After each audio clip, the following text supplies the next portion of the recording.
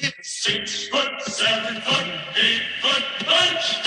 Daylight come and we want go home. 6 foot, 7 foot, 8 foot punch. Daylight come and we want go home. Hey! Good evening, everyone. Thank you all so much for joining us. I'm so excited for tonight's Virtue Town Hall. Tonight, we will be presenting Our Voice, Our Power, Disarming the State Part 2, which is a continuation to an incredible conversation that we had this past May, really dreaming about what it looks like to dismantle state-sanctioned violence and challenge our system so that we can really move our people to societies that really frame and support and uplift the leadership of young people. And so just want to thank you all so much for joining us tonight. My name is Luis Hernandez. I'm the National Director of Youth Campaigns and Leadership here at the Gathering for Justice. And for those of you who don't know, the Gathering for Justice was founded by legendary artist and activist Harry Belafonte in 2005 after he saw a story of a 5-year-old Black girl, Jaisha Scott, in Florida, being handcuffed in her kindergarten classroom for throwing a tantrum. And so tonight's program is incredibly special because it gets back to our mission. It gets back to what started this work here at the Gathering, really addressing systemic violence that are happening not just in our classrooms, not just in our schools, but in our communities around the country, disproportionately impacting young Black and Brown children. And so after realizing that children of color were being brutalized by police across the nation, despite our work in the civil rights movement, despite the work paved by so many others, Mr. Belafonte brought together a movement of elders and young people from across the country to form a covenant to end child incarceration, to dismantle systemic racism in our criminal justice system. And this year, the Gathering for Justice is celebrating our 16th anniversary. And I can honestly say that we're busier than ever. We have one of our most ambitious agendas in front of us. And of course, our work centers youth and youth leadership. And that's exactly what this series is about, created for and by young people to really elevate the issues that we are experiencing, elevate the problems, but also elevate the solutions and the things that are going to bring us towards liberation. And so I want to thank you all so much for joining us tonight. We have assembled an exceptional group of community leaders and organizers who are going to dive deeper into what it looks like to disarm the state and champion police-free schools. But before we get started, I wanted to just talk about the current state of our country, really provide an analysis on what we're seeing city to city. Across the country, we're seeing young people as they get back to school be brutalized in their classrooms, in their communities, outside of schools, on their streets. And it's not just isolated incidents, it's become a pattern of practice. In Long Beach, California, Mona Rodriguez, an 18-year-old young woman, was shot and killed by a school safety officer. In New York, there's been several incidents reports of school resource officers, not just attacking young people, but pushing them into our juvenile justice systems, reporting young people to police for minor infractions, things that white students get a slap on the wrist for. Young people around the country, particularly young students around the country in their schools, do not feel safe. There's been a climate created where young people go into schools that feel like carceral systems and not educational institutions. And so tonight we want to dive into why that is. We want to dive into the fact that even amidst the global pandemic, even in virtual remote settings, young people were experiencing the school to prison pipeline. Young women around the country, young Black women and young Black girls are being disproportionately impacted by this school to prison pipeline. We're going to talk about stories like that of Grace out of Detroit, Michigan, who was arrested as a 15-year-old Black girl for simply not completing her assignment. We're going to talk about the stories of young boys and gender nonconforming young people around the country who are reporting incidents of not just brutality, but suspensions, extensive suspensions. We're going to talk about issues of young people who are organizing and winning, right?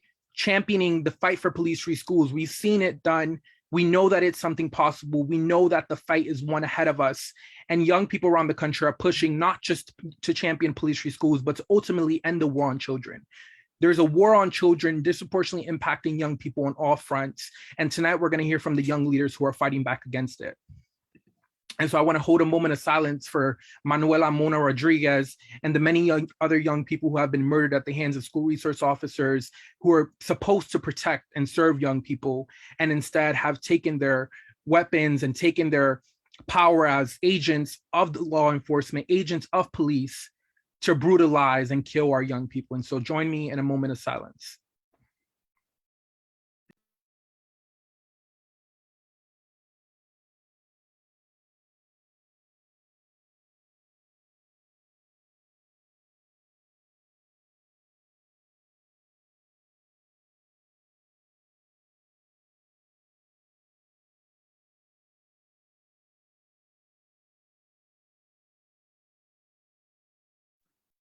Thank you all so much for that.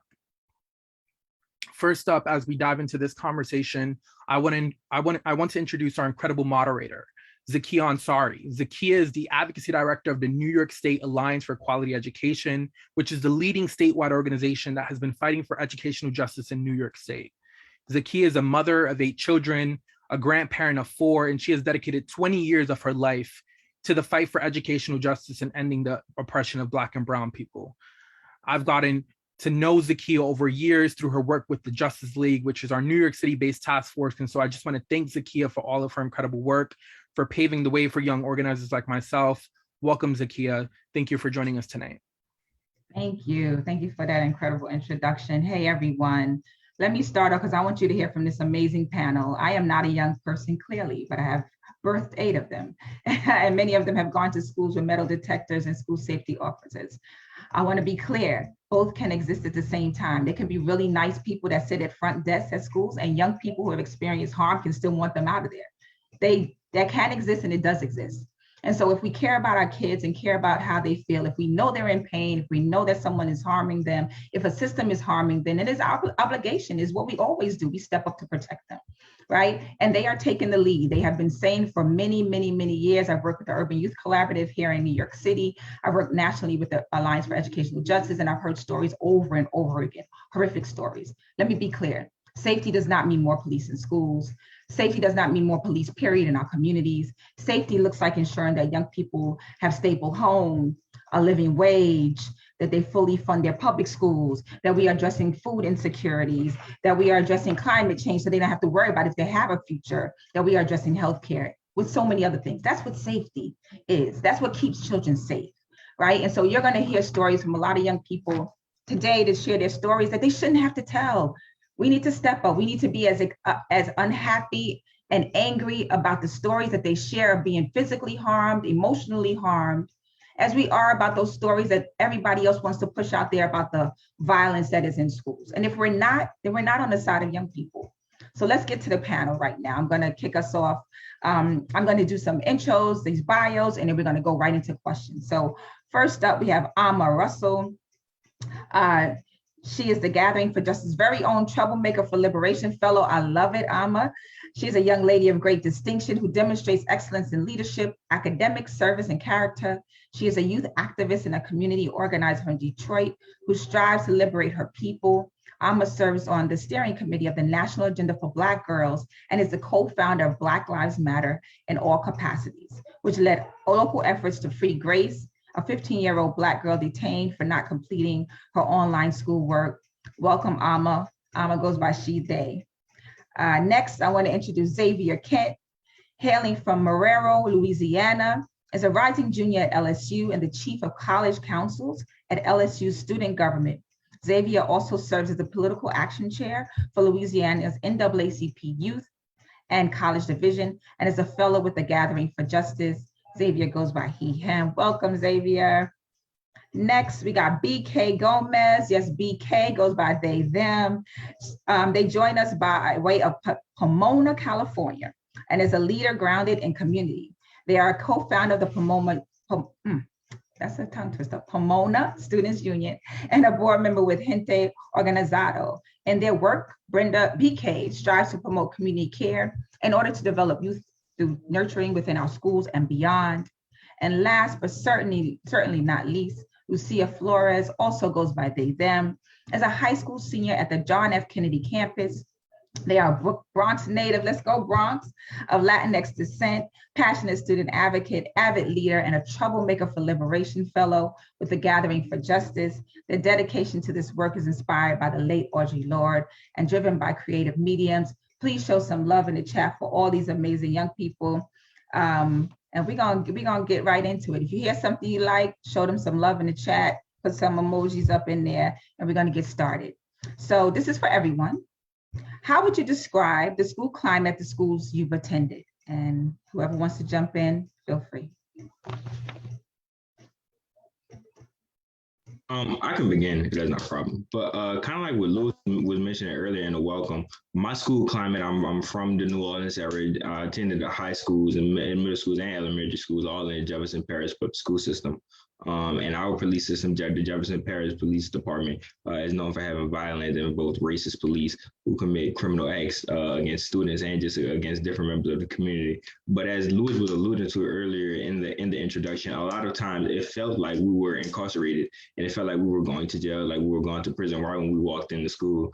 My school had a lot of policies and a lot of rules set up, specifically started with uniforms, and just different things that we could and could not bring to school. We couldn't have any see-through bag, any non-see-through bags. They all had to be see-through. They all had to be mesh. And when we got through school, we couldn't even wear hoodies. So when it was raining outside, we kind of had to fend for ourselves. And we also had to go through metal detectors and the metal wands, to try and detect if students had if students had any weapons or anything like that. And when I was in my final 2 years in high school, there also were gates boarded up around my campus. And so, once you go through all that, you spend about 20 to 30 minutes just trying to get into school and, making sure that I guess you don't have any weapons. Education is going to be the last thing on your mind at 7:30 in the morning. And so that was just very alarming. It was just something that a lot of both me and a lot of my classmates that we struggle with, kind of getting adjusted to, just getting through the check through. They literally call them the check through checkpoints in the morning, getting through those and just trying to shift our minds to focus on education. So that's a little bit about what the climate looked like in my school system. Who's next? I can jump in next. Similar to Xavier, the climate of my education, I went to Detroit Public High School or Detroit Public Schools for my entire educational career in Detroit. And similar to Xavier, we are greeted from jump with metal detectors, guards yelling, no headphones, no hats. It's not a good morning. It's not how are you. You are greeted. You have to go through a metal detector. You're patted down to ensure that you don't have anything that could be harmful or, you're treated like a criminal. Our doors have locks and alarms on them, so you cannot go out of the certain doors or you will set off an alarm. When you go into the building of my high school, there usually will be like a security guard and an assistant principal checking girls to see if they're in their dress code because we had a uniform. And then if they would deem you are inappropriate, you would have to either be suspended or sent home or sent in a detention center, and you could not go to class all day because they said you were not wearing the appropriate clothing for school. So similar to Xavier, you weren't focused on education. They were policing what you were wearing. They're policing what you have carrying into the building. It was not a welcoming environment. And then there were more police security guards in the building than there were counselors. There was never a space for students to go to debrief. From the moment you got into the building to the moment you left, you had to be around people. You had to be in that kind of aggressive environment. And especially if you didn't have friends to debrief, there were never any spaces to be just alone, to relax, to talk to someone. And then once 3:40 hit, they kicked you out the door. It gets very cold in Detroit. So in the winter times, you could not stay in the building. If your ride was late, you had to stand outside in the cold. Security guard was saying, no one can be in the building. If you didn't have an extracurricular to go to, you just had to stand in the cold and just, fend for yourself. DK, yeah. Yeah, I can go next. I graduated 3 years ago in 2018. So I'm sure it's changed, but there was very strict guidelines on like how students could dress. If you were wearing like hoodies, hats, or even like girls, showing too much, they would take us to this room called PBIS, which is Positive Behavior Intervention. It was actually not positive. What that meant was that you were in a room for your whole class period and sometimes even for the whole school day. I remember one time I came late to school because I had to drop off my siblings, and it was literally like 2 minutes after the bell rang, and I spent the whole day in PBIS alone. I didn't go to class, and it's very strict. They make you stand like in a corner. And then when the bell rings, you go and take a seat. Just like ways like that it's not only like the school resource officers that are policing students, but it's also teachers and administrators themselves showing those behaviors. Also, there was a lot of like not checkpoints, but sometimes like cops would come into our classrooms and they'd bring the dogs, and we would have to leave our bags outside. Yeah, and so they would do checkpoints like that. Yeah, so that happened about twice when I was in high school.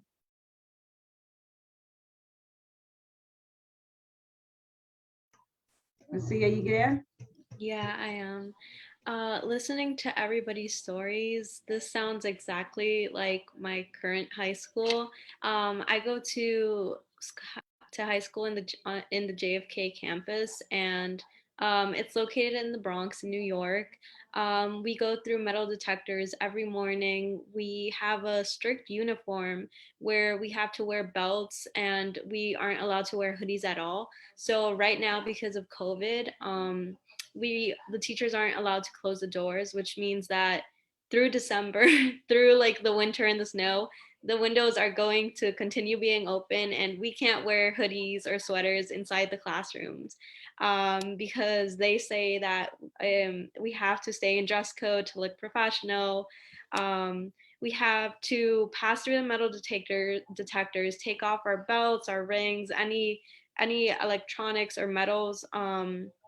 Will go in our book bags, and if there's something with the metal detector where it beeps and it says that it shows a red light, then they take you to the side and they wave the handheld metal detector wand, and they like look through your soles and stuff, the soles of your shoes.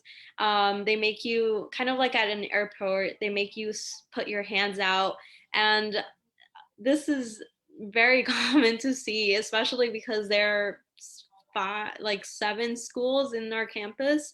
So there are always really long lines, especially on the first day of school, where you can see the lines stretching out like for several blocks, because everybody is trying to get through the metal detectors and into their classrooms, which creates a really hostile environment at the beginning of the day. But yeah. Thank you. Like, if anybody's listening to this and thinks this is about safety, have you just heard what folks said? Like these young people said, like, this is not about safety, right? It's about controlling bodies. And then you expect children to get in classrooms after they experience all of that and be able to pay attention to an educator in front of them who may not look like them and not teaching them a lesson that they want to hear. And you get upset because they're frustrated after what they just experienced. Lucia, you're in New York City. We're going to talk. I'm going to keep it moving, though. I'm like furious. So I'm going to come back to you, Lucia. So a report published by the Civil Rights Project this summer showed that New York school segregation remains the worst in the nation. How has this impacted your educational experience? If you don't mind repeating the statistic, is that okay? Thank you. Yeah, sure. It just says a report published by the Civil Rights Project this summer showed that New York school segregation remains the worst in the nation. So how has that impacted your educational experience? Okay, well, there are so many examples that I can provide to show that that statistic is very, very relevant. It's very true. I know that over 60% of the high schools in the Bronx have metal detectors, whereas if you go to a high school in Manhattan, only about 20% of those high schools have metal detectors. And as most people know, high schools in the Bronx are predominantly Black and Latinx, and they're also underfunded, under-resourced. A lot of the time our textbooks are falling apart, our books are literally like you don't have the cover of it. In my high school, it's a Title I school, which means that most students receive free lunch because we're low income. So because most of the kids in our school are immigrants, are low income, and are Black and Latinx, we experience a lot of harassment with the police guards in our school, with the metal detectors, with under resourcing, not enough money to pay for field trips, or not enough money for certain things that we would like. Whereas a lot of the schools like Bronx Science, the specialized schools like Brooklyn Tech and Riverdale Private High School, don't have these issues. They don't have metal detectors, and they don't have an overabundance of police officers in their schools. And they definitely have the resources that we don't have. So our schools in New York City are very segregated. And I know that this is a fact, and this is applicable for other high schools throughout the country. Thank you, Lucia. Xavier, I'm gonna go to you, okay? You've attended schools in the Jefferson Parish public school system all of your life, which has been cited to have some of the most underfunded schools in the nation. How has funds for students' necessities been prioritized, and in what ways has a lack of educational investment impacted students across New Orleans? Yeah, so similar, thank you for the question, by the way. And similar to Lucia's experience, my experience, it was very relevant. Just considering from the material standpoint, our classroom Duroc thing, they were pretty dirty at times. In our material, we were using books that were about 15 years old, sitting in desks that were, chopped up, of course, made of old wood, and things were just tearing apart. It was really honestly so sad.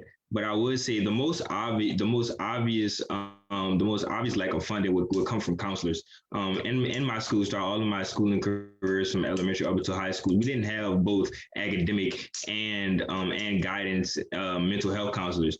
We had counselors who were separated, and their positions were combined to both. So they were supposed to handle the academic side and the mental health side, and things kind of got discombobulated there sometimes, because when you have one person focusing on just so many responsibilities, things can get overwhelming on them. And as you can see, that's where the lack of funding came from, because the school couldn't provide both academic and mental health counseling. It's like you walk into the classroom. You walk into the office. You're like, hey, I need to create my schedule for next semester.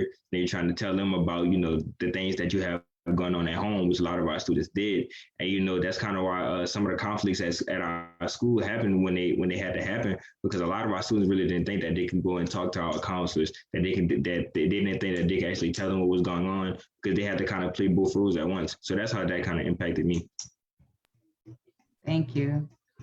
BK. Latino boys make up just 28% of California students, but represent 44% of student arrests in schools. How does this data speak to the disproportionate impact of arrests on Latinx students? Yeah, I think the 2016 presidency brought on a lot of anxieties for Latinx people. Fear of authority figures, like police, obviously, because of the relationship that our parents had with police and with authority figures. So because of that, there's a racialized divestment in schools that doesn't allow students to build a relationship within schools that is healthy, right? And so that's how you see these tropes coming in and stereotyping Latino males. Yeah, so yeah, can you repeat the statistic? Yeah, sure, I'm sorry. The statistic is 28%, Latino boys make up 28% of California students, but they represent 44% of student arrests in schools. So how does this data speak to the disproportionate impact of arrests on Latinx students? Yeah, in Pomona, Latino boys are the ones that are charged with most felonies, not even misdemeanors, so felonies. And that just shows how students, the relationship that students have. For example, in Pomona, there is an ACLU report that was released on how they were using supplemental and concentration funds, which are supposed to go to foster youth, low-income youth, and English language learners. It was actually being used to police students, and they were going to use that money to go to SROs, so school resource officers. And what does that say about the positioning and how we're handling care and nurturing of students? They're not. They're using that money to support the policing and hypercriminalization of Latino males, Black and Latinx youth. Yeah, and then there's a link in the chat. They're gonna drop the link in the chat.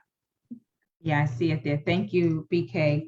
I'm gonna go to you now. Last year, amidst the global pandemic, we all heard of the story of Grace, a 15-year-old Black girl who was detained after being found guilty of failure to submit any schoolwork and getting up for school. How did this move you into action, and what ways did you mobilize Detroit behind the rallying call to free Grace? Thank you, by the way. Thank you for the question. So Grace was a 15-year-old Black girl who was detained for not completing her online work. And with her case, her counselor reported oftentimes that she was not off from like her fellow classmates. Like what she was doing, how she was showing up, it wasn't off from her fellow classmates. Everyone was adjusting to the pandemic. It was very hard to transition specifically to online school. And Grace, what we found with Grace and that why it was so important was that Grace isn't an anomaly. Like Grace being pushed out of her school was showing, especially Michigan, that this happens to Black girls all the time. We know that this is happening to our counterparts. Like this, what is going on, we're collectively going through this together, but Black girls must know better. It was constantly shown that Grace was not treated as a Black girl. She was asserted to be a Black woman. In the court, the judge oftentimes was saying like, Grace knew better. She was a Black woman. This girl, she was not referencing her as a girl. She was not treating her like a girl. She was saying that, asserting that you have to know better. What you did was wrong, and you have to be punished for that. And what we did to rally Detroit, Pontiac, and Michigan, because Grace was from or went to school in a suburb a little far out from where I'm from, Detroit. So the first action that we did was an overnight occupation. Well, the first action that we did, sorry, was a sit-in at the Oakland County Courthouse, which she was sentenced at. So we stayed out from 10 to 5, chanting and just telling Grace's story, saying that this is not okay, shining light on the push out of Black girls, and really stressing that this isn't an anomaly, that Black girls constantly are getting pushed out and continue to get pushed out in virtual learning and in-person learning, and are treated very harshly like they're not girls. And so after that action, we went on to do an overnight occupation at the facility that Grace was being held at. So in that overnight occupation, our goal and our main mission was to show that we were standing with Grace, and that even for this short time that we were there, if she had to stay there, we wanted to be there with her, showing her that we care for her, we see her, and we know that you are not in the wrong, that you are a Black girl and you can make mistakes. During that overnight occupation, we did voter registration with When We All Vote. We did morning sunrise yoga. We wrote letters to Grace and the other children occupying Children's Village, which was the place that she was being held at. And then some state reps that represent Grace's district came out and sat with us. But that was so important because currently, and what we continue to work towards, was that during virtual learning, Black girls were still being policed. And policing for Black girls doesn't stop at the physical police. It is our teachers, it is parents, it is continuously asserting that we must know better, that we are fast, that what we're doing is not okay, that we don't have autonomy over our own bodies, that we don't know what we're talking about. It is constantly asserting that.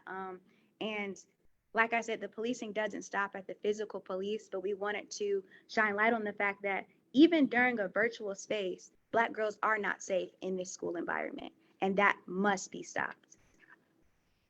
Come on. Give it up for Alma. Y'all better stop playing in this chat because I don't see enough love rolling for everything everybody just said. Y'all better come through. Lucy, I'm going to come back to you. New York City students have been demanding our mayor and council, not my mayor, sorry, Mayor de Blasio, and council completely eliminate school resource officers to no avail. If there were one thing you can tell them as a student in New York City, what would it be? I would tell them that there is absolutely no need to continue overfunding and overinvesting in police, in metal detectors and safety resource officers, while we don't have enough funding for actual resources, for actual textbooks, for actual materials that we need to get an education in class. I think that they should divert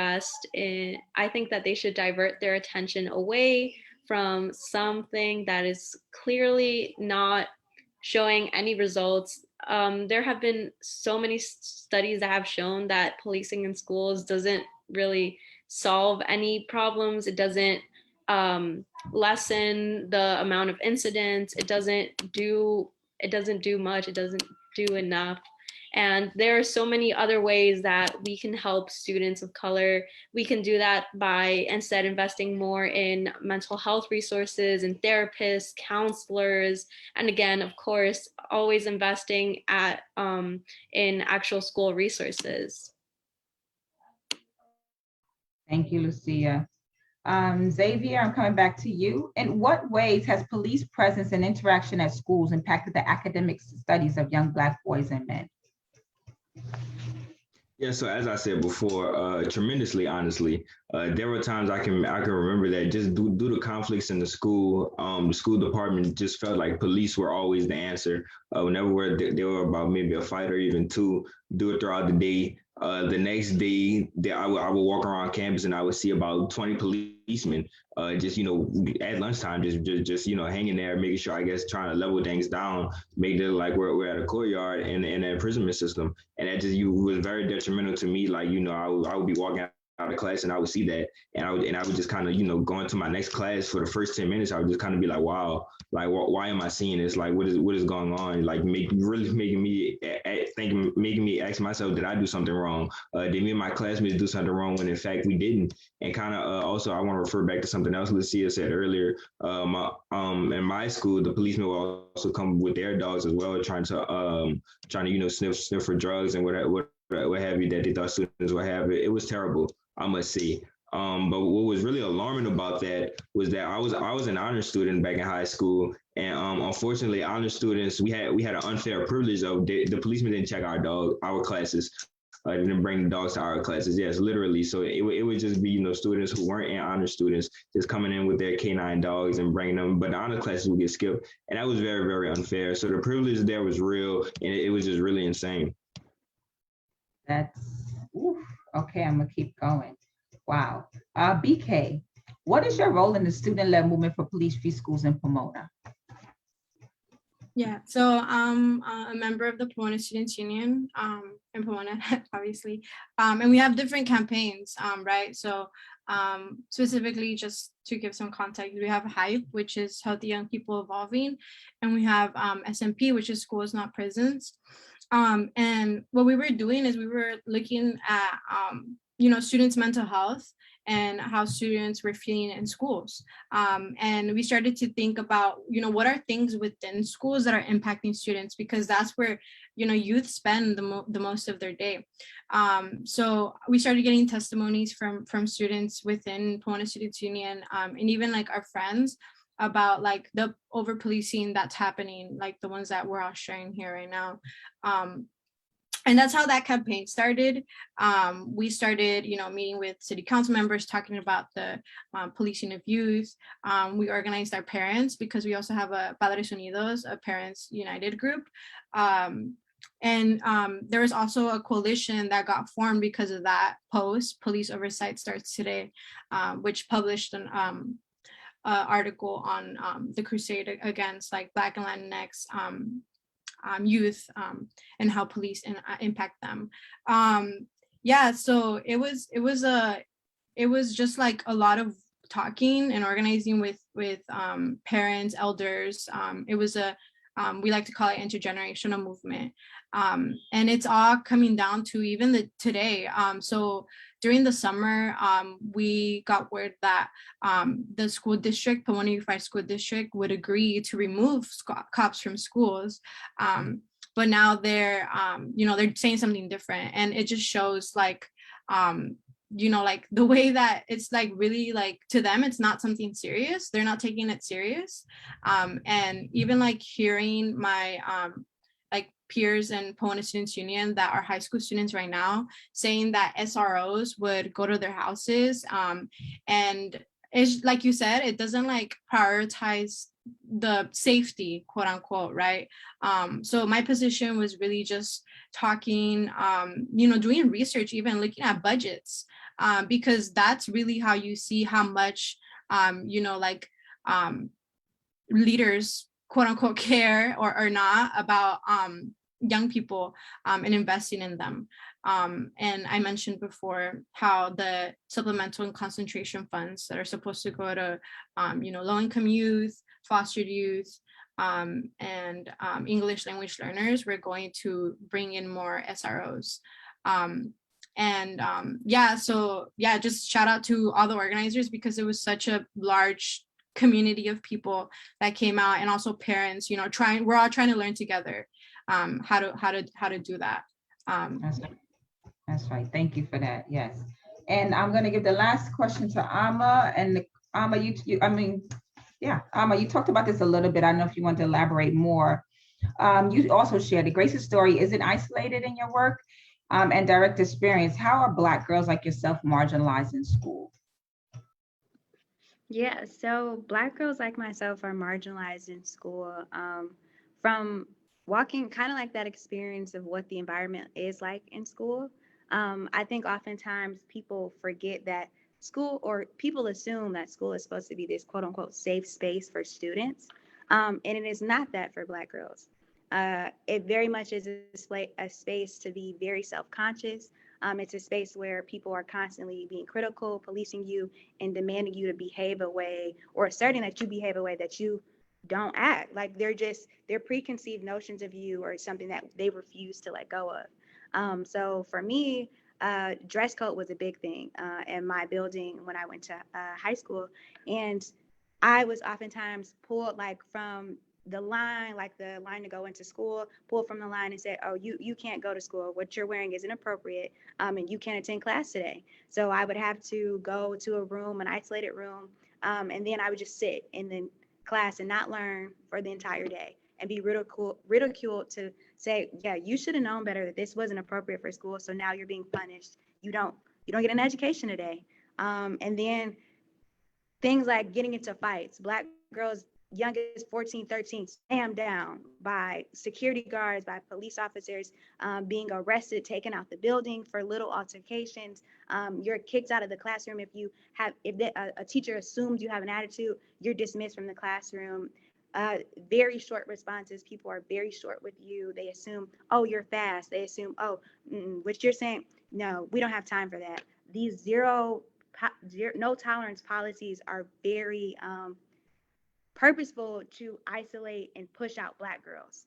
They're designed to ensure that you don't feel safe in your schools, and that you're not going to get an education. You're too focused on, okay, am I doing this right? Am I not making my teacher feel uncomfortable?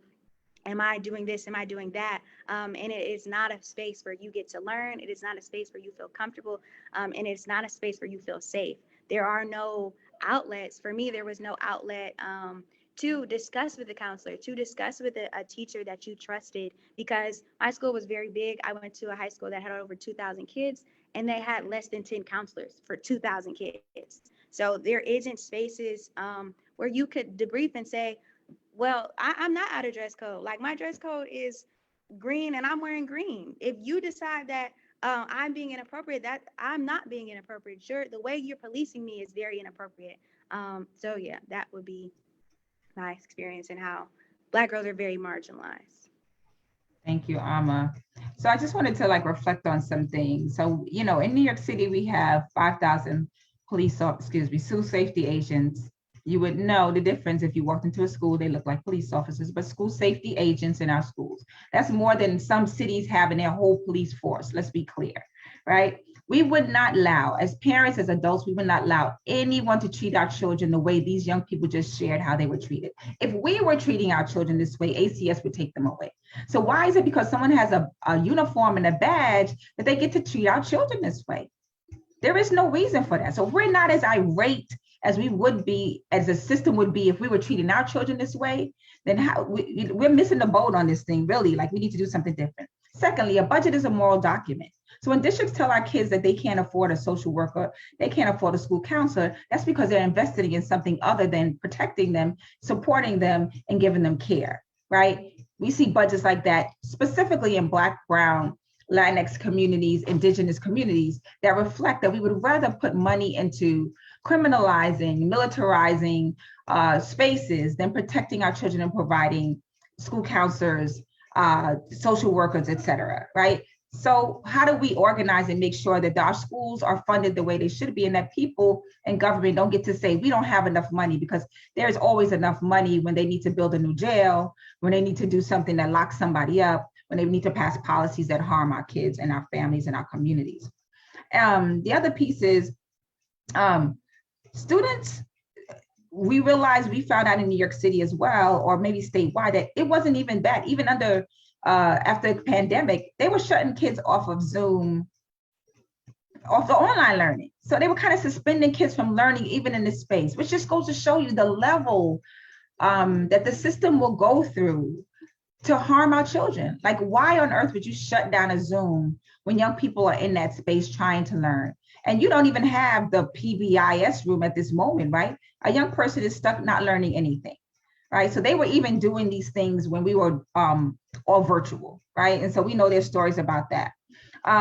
One of the last things I just want to share is, like, as an organization, my organization, Alliance for Quality Education, not only fights for equitable funding of public schools, but we have a solutions, not suspensions bill that we have been trying to get passed on the statewide level. You know what it would do? It would reduce suspensions. The maximum suspension is 180 days.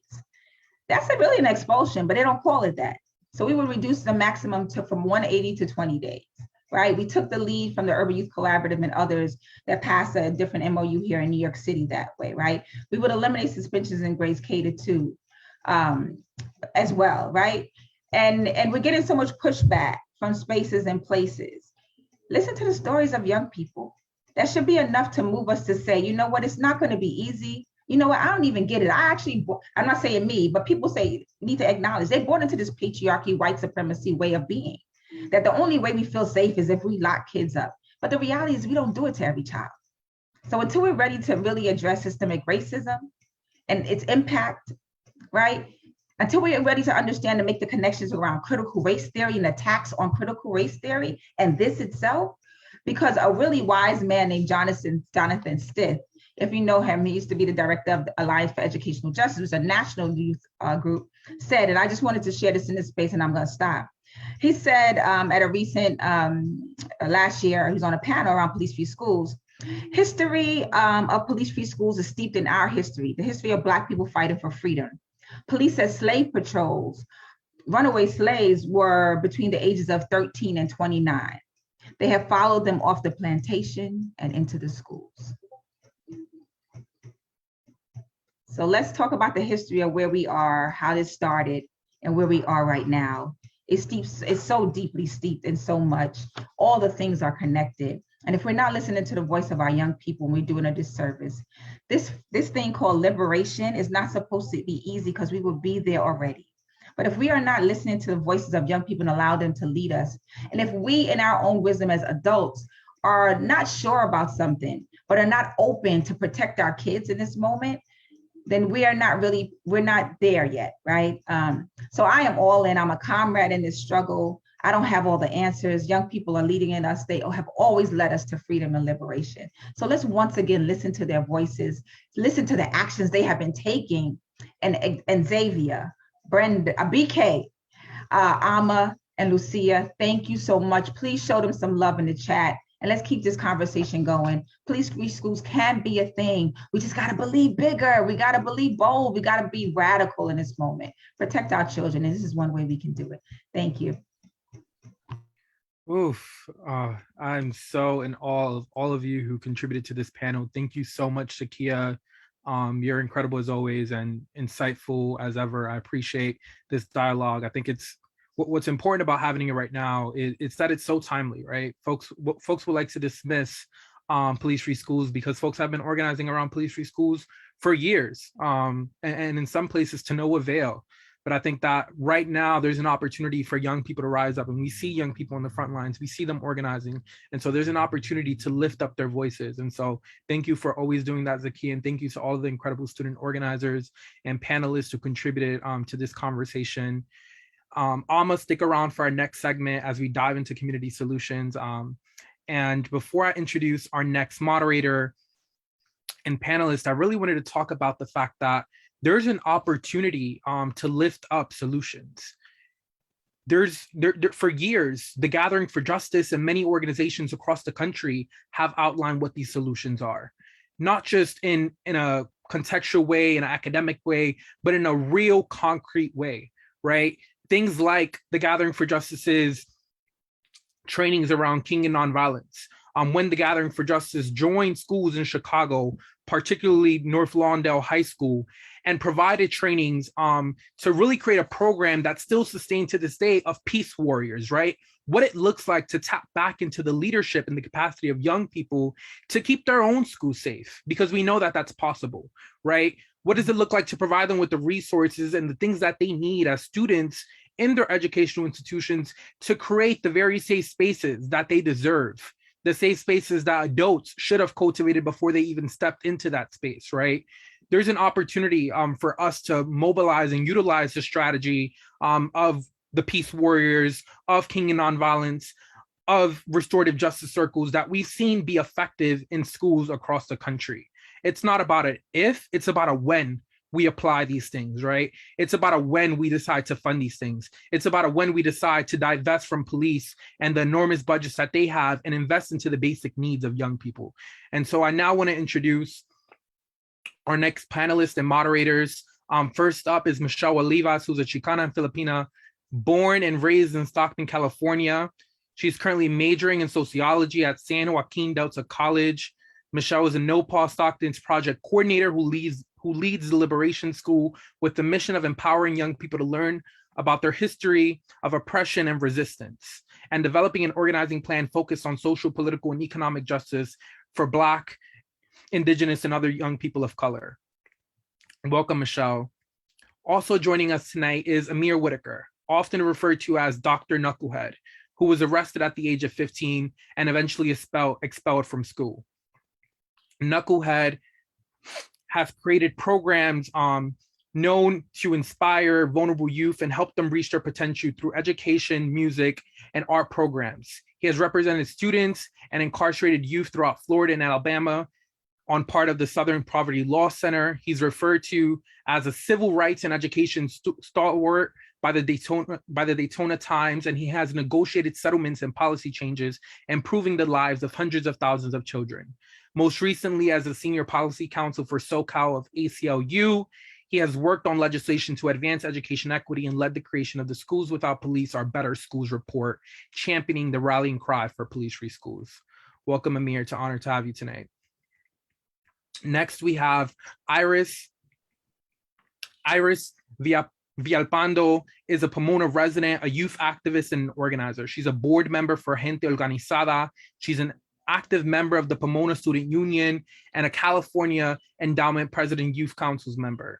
Growing up, she has always shown the power of people coming together to fight for change. But it wasn't until high school that she realized that applied for her as well. Since then, she has been focused on freeing our schools of policing and putting you first. Welcome, Iris. It's an honor to have you here tonight. And last but certainly not least, our phenomenal moderator for this segment. I want to introduce Dominique Howes, who's a New Orleans-based implant, award-winning social innovator, entrepreneur, strategist, and equity-driven changemaker dedicated to generating social impact through highlighting the relationship between people power and policy change, exactly what brings us here tonight.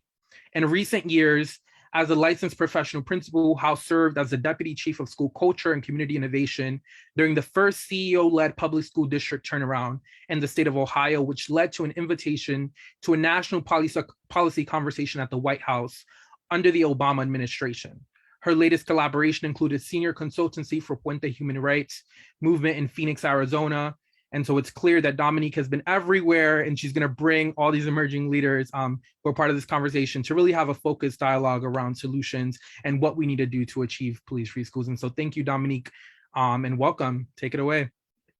Peace. Thank you so much, Luis. Thank you guys so much. It's such a pleasure to be here. And as mentioned, I'm currently in New Orleans, Louisiana, but I've worked all over the country and throughout, I think, 4 continents throughout the world, in both public and private schools and charter schools, non-traditional publics. And so I've done everything from tutoring and advocacy for young people to being an assistant principal and a district level administrator. And so the work right now really focuses on going back into policy work, figuring out how can we bring those experience that I actually seen head on and that power that I had and the inequities and inequalities that I saw at every level, from the classroom to the district level, and bring that back to the people. And I'm so excited to be here with you guys tonight. So we're just gonna dive right in. So Michelle, Amir, Ama, Iris, thank you so much. We heard from previous panelists about how school climate and culture on both the policy and practice sides disproportionately impacts students of color and how it's becoming more volatile.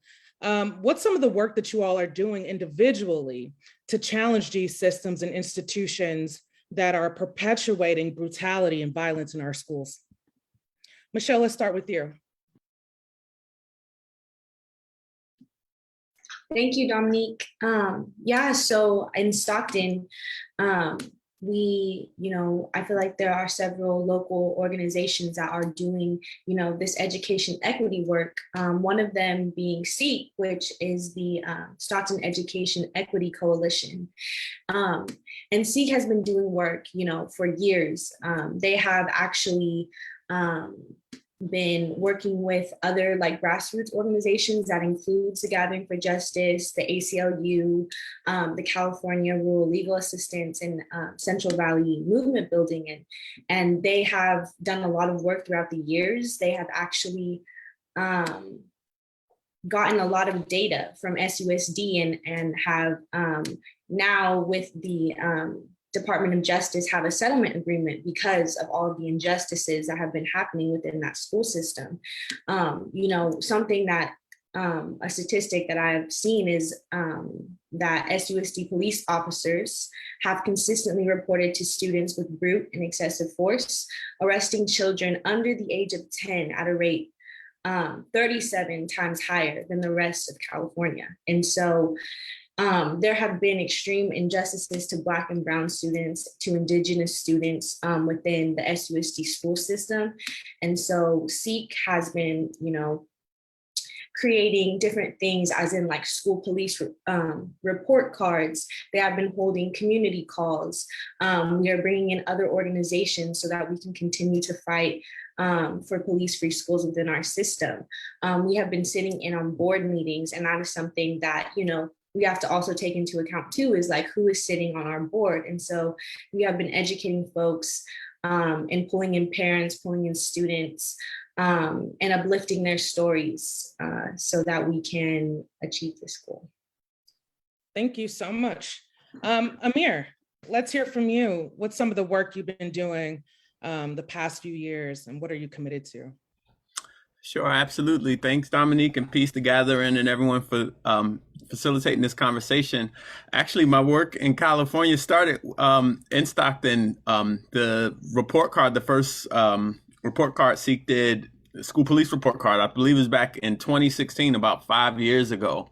I had influenced that from a report card at the time. I was working in Florida doing civil rights work. And Florida has one of the nation's largest school to prison pipelines, but there I was representing youth. We had some clients, 2 students that were arrested for having a food fight, and they were taken to jail because of that.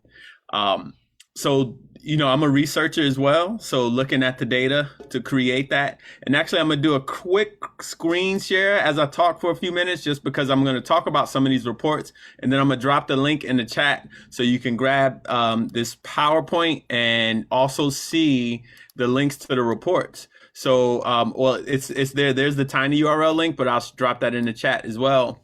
But here are just three reports that we've worked on here at the ACLU of Southern California.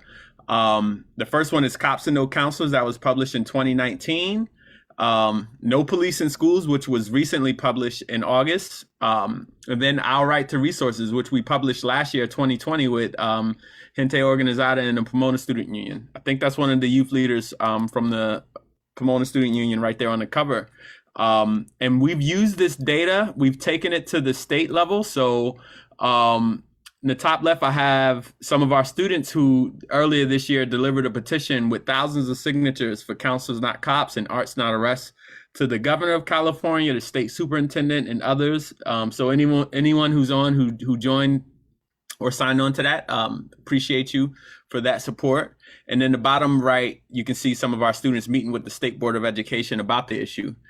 The bottom left, that's a picture of here in Los Angeles at one of the protests to defund school police here, led by an organization called Students Deserve. And we would use the data there as well. So we would use data and information to empower communities, empower students, to be used at school board meetings, to be used in the California legislature, and also in the state legislature. So one of the main findings of our report is here, where looking at that bottom number, 10 million students are in schools with cops but no social worker nationwide. And this is from our Cops and No Counselors report. And this report helped inspire some federal legislation, the Counseling and Not Criminalization Act. As you can see on the right, Black girls, for example, are 4 times as likely to be arrested than white girls, and 8 times as likely in some states. Students with disabilities, 2.9 times as likely to be arrested, and 10 times as likely in some states. This is just some of the media from our report, and it was good to get, CNN, ABC News, and others to talk about the relationship with law enforcement or at schools, but connect it to mental health, because those two are connected. So I think that's the main thing that I've been doing here at the ACLU, is to connect those two, because we've had students, for example, that were arrested or placed in the criminal justice system for reasons related to mental health, behavioral health.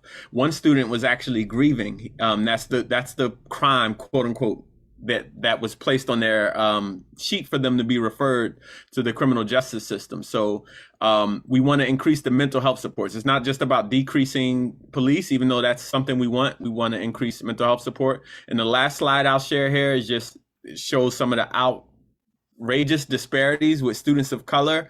And to the right here is the intersectionality with students of color with disabilities, specifically boys of color with disabilities. Native American boys with disabilities, for example, have an arrest rate that's over 10 times the average for all students. And that's something we can't accept.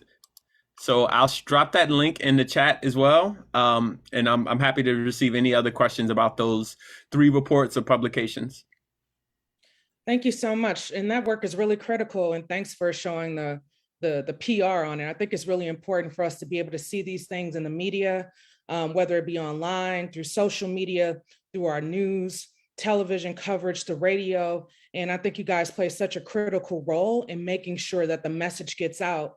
And unfortunately, I believe that a lot of parents and community members aren't really clear that this is actually going on all the time. And sometimes when they are clear, they're not necessarily sure what they can do to actually confront it or to resist it. So thank you guys so much. Iris, let's hear about the work that you're doing. So here in Pomona, we started talking, like our conversations from the very beginning were about mental health. And along the way, we realized how having police on campus, SROs, any form of like authority that wasn't like educational was kind of more harming than like actually helping. And so we were like, well, what are alternatives, right? And we were asking like other young people, what do you want to see? And a lot of them talked about like safe spaces and things like that. So we started with surveys, got that feedback. We would start talking about that at board meetings.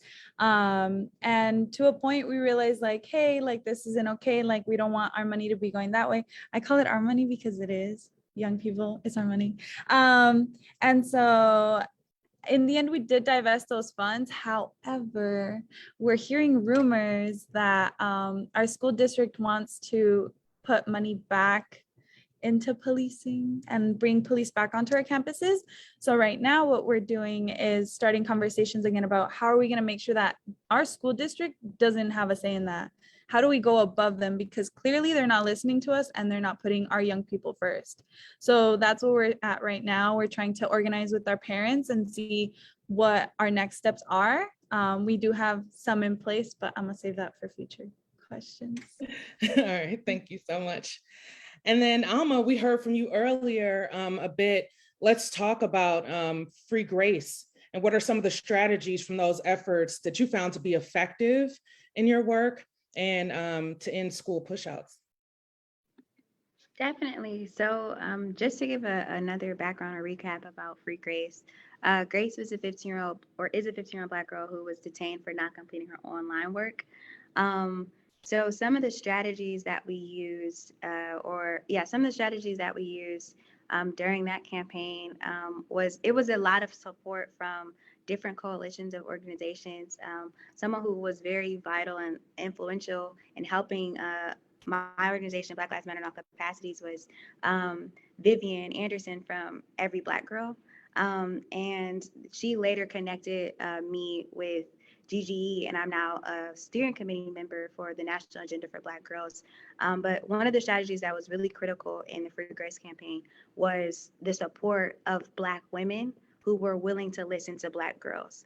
And then teaching everyone who participated in or came out and marched with us, understanding that the language that we were using, we were never referring to Grace as a Black woman. We were consistently referring to her as what she was, a Black girl, being consistent on that language, being consistent on the understanding that this wasn't an anomaly, and trying to educate anyone who came along on that journey with us on what was going on with Black girls in Michigan, what was going on with Grace, being very clear on the fact that what they were doing to her was not helping her.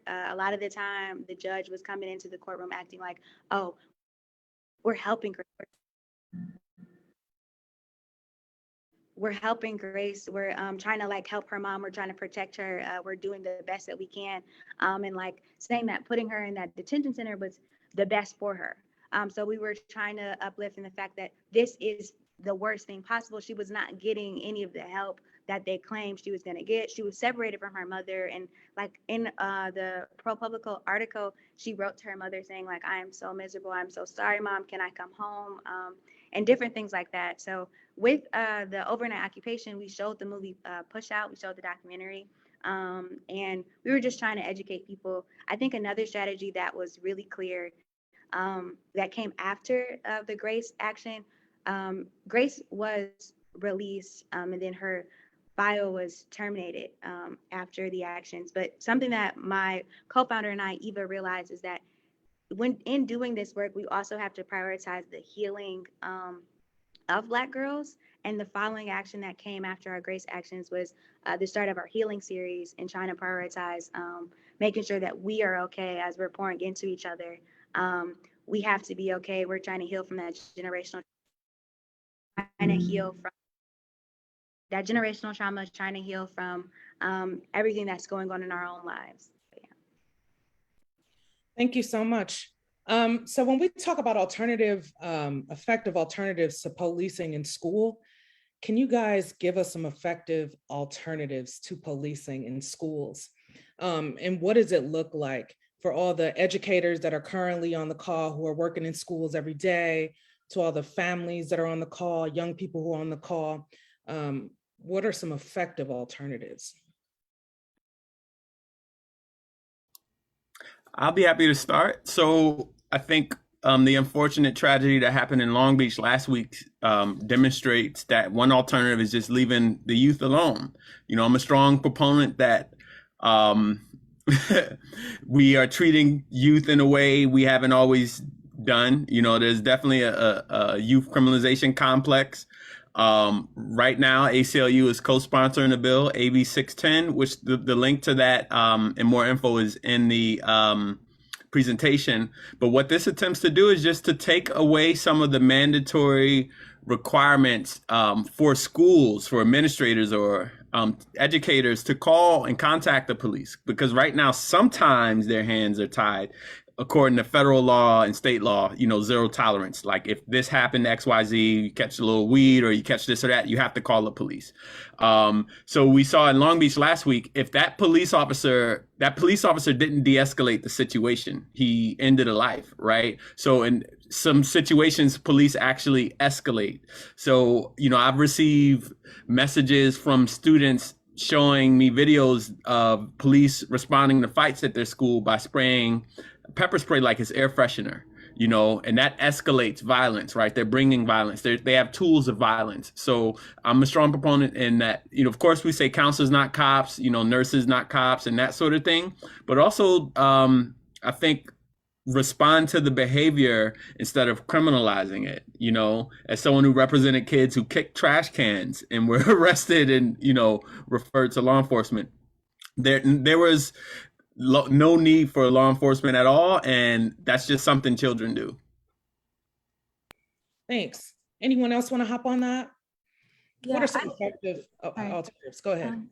I couldn't agree more. Right now, I'm also like an after school tutor for little children. And I've noticed how it's sometimes like the norm for little children to be policed by not just even the SROs, but it's become a habit where sometimes even our educators, our parents feel like if there's no type of punishment, they're not going to learn, which is completely untrue. With the youth that I take care of, like we talk about why are you like feeling this way and why are you hurting your friends, because they are all friends. And we have conversations about that and we realize, okay, like this is how we move forward and why it's not okay to respond with anger and violence to each other, right? So I think just providing that type of education from a young age to young people and to these like trainings for like our teachers, our principals, our everyone that's on campus should be trained to like approach children as people who have autonomy, like self-autonomy, and are more than capable of expressing themselves if they are treated as an individual instead of just like a little chaos, you know, like, but I think that's important. I'm thinking right now, like elementary, but also for high school, like providing safe spaces where young people can go and express themselves without being like judged, attacked, policed, all these different words, right? But things like that I think are very important. So thank you. Thank you so much, Iris. I remember I remember studying Marva Collins out of Chicago in her work. In a lot of ways that she transformed the approach to education is by really setting the baseline of love in each classroom, with each family, with each student. So we start there. We love our students, we love our families, we love our communities. And I think once we start to move like that, we start pushing away from these implicit and explicit biases that we bring to the workplace. And speaking of, like, we know that zero tolerance policies have funneled so many of our young people into the juvenile justice system, as well as the criminal justice system. What can we do to kind of uproot that stain?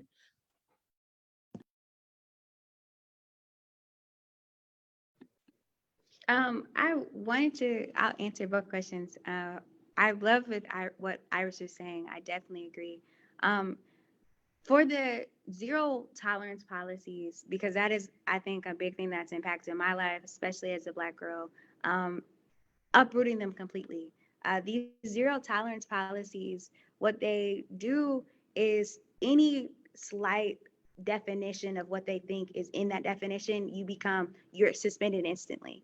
It is not a conversation about like what you did or anything. They assert, oh, it was zero tolerance, you're going home. So eliminating zero tolerance policies is a necessity, and then building back like that love in the classroom. I think it's essential, like Iris was saying, training for our teachers, for anybody. I saw Lewis put in the chat, for anybody who is interacting with children, training them on, one, what does push out look like for Black girls? What does it look like for you to criminalize your student because your preconceived biases or whatever internalized pain you have, you can't criminalize your students. And I think that's like the basis of these zero tolerance policies, is that we're treating our students like criminals first, and we want to get them out of the building as quickly as possible. So I think with training our teachers on how to handle, how to deal with, how to communicate with their students, and how to, because most of the time it's just a bad day, or like we aren't given the outlet to say something was going on at home, or I'm just not feeling good today. Our our actions are instantly met with a punishment, no conversation, no discussion. So I think definitely that training, those safe spaces to speak with a counselor, to speak with someone who isn't overworked, and to like build in that infrastructure of public schooling, that there should be a counselor for your mental health and a counselor academically, because private schools definitely have that, and they don't have these no tolerance policies because they have so many resources for their students to have an outlet to just be children, to just feel their feelings. So yeah, that's what I would definitely say. Thank you so much. And just for time, we got about 7 more minutes left. But I remember reading in the book Between the World and Me by Ta-Nehisi Coates, he speaks to not really feeling the difference between what was happening in school and what was happening in the streets. And that he didn't feel safe in either space. And we know that like hyper-policing and racial profiling and police brutality are present in our communities. And we also know that it's present in our schools. Amir, can you kind of talk about like your experience? And just because you're not one of our youth leaders, that you've actually experienced the schools and transitioned into the workplace, can you talk about what was happening while you were in school and how you have or haven't seen a lot of change? Yeah, that's a great question. I think the biggest change that happened in my school happened in the year 2000 when the Columbine shooting happened. I was actually a junior. And just 2 generations ago in 1970, there were only now I don't even want to say only because many of us believe there should be none, but there were 200 school police officers nationwide, you know. Now, just, 50 years later, there's over 40,000 by some estimates, police officers. So it's multiplied by the thousands. And here in LA alone, there are hundreds of police officers. So here in Los Angeles, there are more police in one school district than were in the entire country in the 1970s when some of our parents or grandparents went to school. So when I was in school, when that high profile school shooting happened and, at a predominantly white school, right, as it always is in Columbine in Colorado, the impact was felt most in schools serving students of color. So literally tens of thousands billions of dollars have gone into policing from the federal government, even from presidents like Obama, putting hundreds of millions of dollars into school police. I believe about 30% of funding for school police is supported by the federal government. So that led to hundreds and thousands of police officers being placed in school just in the past generation. And that led to tens of thousands of youth being arrested and being placed on this track towards prison. There are literally youth that are in prison right now who probably wouldn't be there if this investment in policing would have been into investment into mental health and different things. So I think that was one of the biggest things. And then it happens again when things like Sandy Hook and Parkland, whenever it happens, you see this large investment of police. But then when police shoot schools, like unfortunately in Long Beach last week, when the police officer, shot the young lady, they actually added more police officers, to the scene and to respond to create even more trauma. So you see the opposite happen with police. Thank you so much for answering that so thoroughly. We have 2 questions in the chat. Before we get to that question, Michelle, I want to ask you, someone in the chat brought up the role of capitalism and how, I think we're all clear that there's no real difference between the, racism and capitalism and the role that capitalism plays in racism and vice versa. So when talking about policy shifts, let's talk about politics and local elections. How do local elections impact the fight for police-free schools? And what are some of the challenges the community has to do to navigate around that? Yeah, I feel like that's super important. And definitely, I feel like when we say capitalism, there's no distinction between racial capitalism and capitalism, because that's really what it is. But going back to local politics, especially in Stockton, it's like our political landscape is messy and it's hard, and we rarely ever have somebody on our side that is willing to fight for us or willing to even say like anything close to police-free schools. So definitely it's been a struggle with the school board. And I feel like when that's the goal and that's what we're trying to achieve, if the school board doesn't have our back, you know, we can't really go anywhere with it. You know, as many times as we send in public comments, we call onto our school board members. If they are not allowing us to be heard, then there's really nothing like, you know, that we can do until like we really shift who is sitting in those seats. And I feel like that's a really important conversation that needs to happen like during the local election times, is we have to say like, okay, like who are folks that we know are rooted in community, that are rooted in healing, restorative justice, transformative justice, that are going to be able to say police-free schools in a school board meeting, and, you know, aren't going to be, you know, kind of like moved around by different forces that are trying to, you know, withhold them from saying those kinds of things that are just like, you know, putting money into them. And so I feel like there's just so many factors, but really is like talking to community, building those relationships, and, you know, just kind of like building a force of folks that are going to speak for us and that are going to really speak for our children and for our students, for us, for all of us in this call. And so definitely I think is something that we should be doing is, you know, saying, okay, who's on our school board?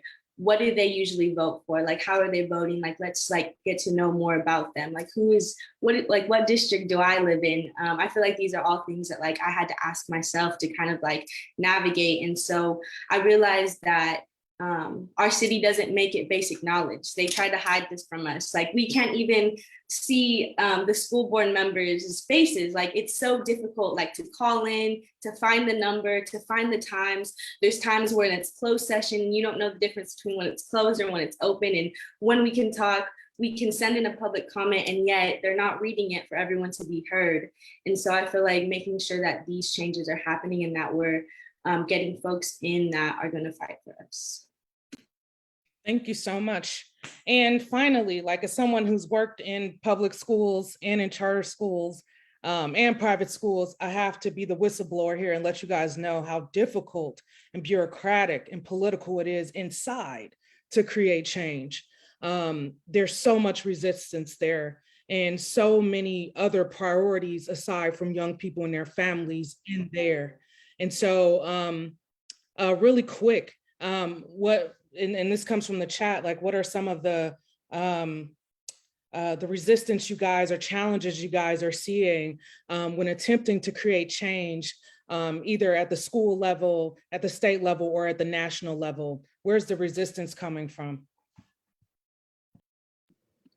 For me, at the local level and with the state level, with organizing specifically when I was a student in DPS and like advocating for myself, it's isolation. Like I had teachers calling me, like telling me, no, you shouldn't do this. My principal threatened me, pulled me into a meeting with me and a fellow organizer, telling me like, you have no right to do this. You have no right to demand anything.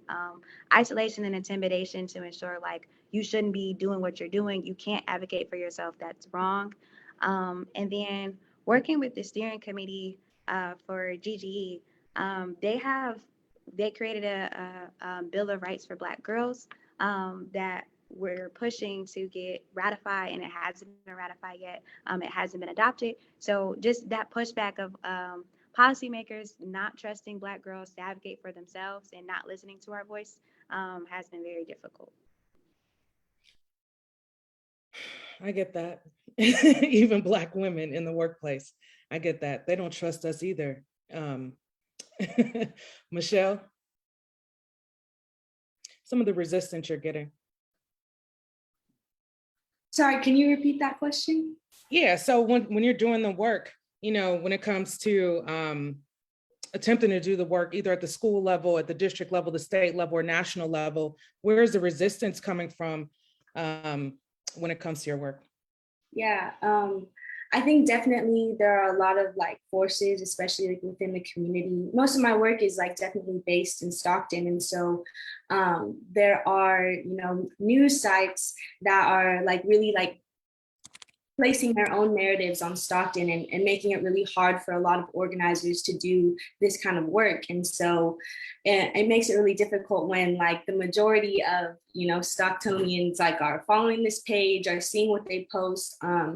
And it's a really false narrative that hurts a lot of the folks that are trying to do this work. And kind of just to go back to the last question, I feel like I do realize, because I was reading the comments, and I do realize that, you know, that they said that, you know, people that are in elected office aren't going to like vote away capitalism. And I also want to mention that I think definitely there should be policies that are implemented that allow the students and that allow the parents, that allow the community to make the decisions about like where money is being funded, because like someone had mentioned earlier, is our money. This is our money, and you know, we are the students that make up these schools, and these are the parents that send us there. You know, we're the community that makes it up. So why don't we have a say in where our money's going? And so I just wanted to bring that point back to that.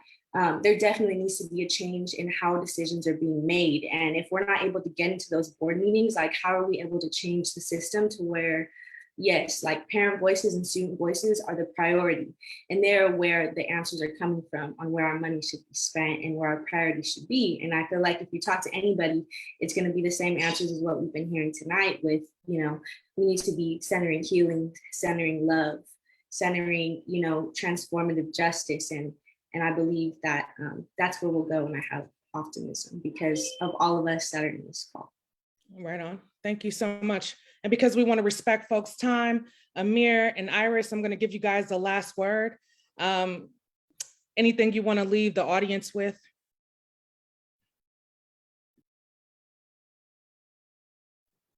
I think it's just important to, like, when we're having these conversations, just like we did here, have young people speak, right? But also, while we talk about these kids, like for the teachers out there, for even the SROs, like these are people. They're shorter maybe, but they're people, and they are so smart and so strong, and they deserve better. We all deserve better. So that's all for me. Yeah, and just really quick, I think that it relates to the resistance, because the issue is not enough love, or at least for, you know, the melanated ones, because the research shows that when certain students do things, they're treated one way, while when others do things, they're treated another. Like, always think about the Black girl represented who just had something on her hair the way I have something on my hair now today. And she just didn't feel like and couldn't do her hair, that quote unquote do her hair that day in a way that's acceptable for the school. So she had a head wrap the way our ancestors have done for thousands of years. She didn't want to take it off. The police officer said, take it off. She said, I'm not taking it off. It led to a tussle to where he literally abused her, and she had scars over her wearing something on her head. So he didn't have enough love for her, and the school didn't love her enough to protect her. So I think we have to love our young people, love all children like they're our children and not someone's children. And I think that's where the solution is. Thank you. Right on. Thank you guys so much. This has been extraordinary. I think for all the attendees, it's been extraordinary. For me, I know for sure it's been extraordinary. We want to keep the movement going. Make sure you guys use the hashtag police free schools, hashtag counselors, not cops. Peace to all of you. We're so grateful for all the work that you do. Continue to fight. It's always liberation, and all power to the people. We're going to pass it off to Jasmine. Oh my gosh, I am so inspired by each and every one of you. You know, one of the things that just underlines the entire conversation is just that safety does not exist when Black and brown young people are just forced to interact with the system of policing that views them as a threat and not as students. And so just want to thank everyone so much for joining us tonight for this Our Voice, Our Power series. Once again, we find ourselves out of time, but knowing that there's so much more on this topic that we could discuss, I just want to thank all of the panelists who joined us: Ama Russell from Detroit, Lucia Flores from New York, Brenda BK Gomez from Pomona, Xavier Kent from Louisiana, Iris Villapando, sorry, from Pomona, Michelle Olivas from Stockton, California, Amir Whitaker from California, and of course, our moderators, Zakia Ansari, Dominique Causi, and Luis Hernandez, who is here with us tonight. You know, I was just reminded of our late Fannie Lou Hamer, whose birthday is today, and I want to acknowledge who said in one of her books, "We want ours and we want ours now." And so today, from all of the voices we heard today, we absolutely know that it's important, incredibly important, that we do the work to show up so that we can ensure that our babies and our young people now are entering into schools that are fully liberated and funded with resources and tools that they need to be able to thrive in their communities and grow up in the beloved community that we all imagine and want them to be in. And so there are a few things that will be dropping into our social medias that you all can follow to be able to support different actions. And so we heard today several bills that you can support, from solutions, not suspension bills, from eliminate suspensions from K through third graders, to invest in funds currently used for school police to fund more staff who are trained to promote more positive school climate, not to suspend or expel students who are not literacy ready, not to suspend or to support the Bill of Rights for Black girls, to support the Students' Bill of Rights. Also, there are allies through the National Policy Center for Disabilities Rights, who has the Counseling and Not Criminalization Act of 2021, which I hope you can follow. We'll also link links for attendees to support and sign the letter of support for these organizations around those bills. And so again, we thank you all so much. One more way you can get involved this month, as it is the Youth Justice Action Month, is that it is also the month for Dignity in Schools Action Week that is happening October 16th, which I hope you can follow and join by continuing to have the conversation around what police-free schools looks like, what it means for us to reimagine alternatives to policing and reinvesting back into our communities, and also wanting to center those who are organizing right now in Long Beach or continuing to be on the ground to really bring justice for Mona, as we mentioned earlier today. So we're going to be able to close out. Again, to keep up to date with our work, follow us at NY Justice League and at Gather #4 Justice on Instagram and Twitter. You can finally support our work either by making a donation to Cash App at $Gathering for Justice, or by texting The Gathering to 44321, or visiting our website at gatheringforjustice.org. We thank you all for your time today and supporting all of our young people. We wish you well and hope you have a safe evening. Thank you so much. Good night, everyone.